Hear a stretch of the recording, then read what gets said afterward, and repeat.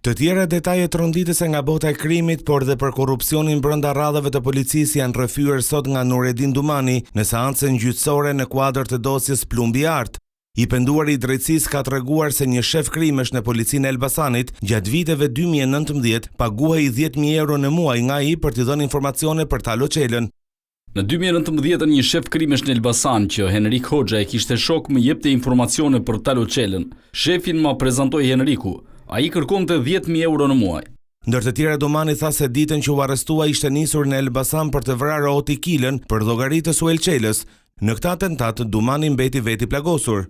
Suel Çela ishte interesuar për vrasjen e Oti Kilës. Ditën e ngjarjes isha vetëm në makinë kur u qellova, isha shofer, më qelluan nga mbrapa.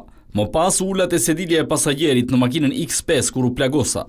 Oti Kilën e njihja personalisht. Kam ndenjur me atë bashkë me vllajin tim.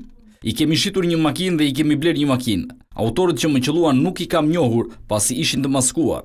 Vetëm nga trupi shoferi më zhdukur si Talo Çela. I pyetur më pas, Dumani tregoi për mënyrën se si ishte përgatitur për atentatin, duke thënë me detaje për vendin se ku kishte bler armën. Ai kishte bler një Kalashnikov me silenciator në fier, ndërkohë që ishte pajisur dhe me një mitralos që ai kishte dhënë kushuriri i tij.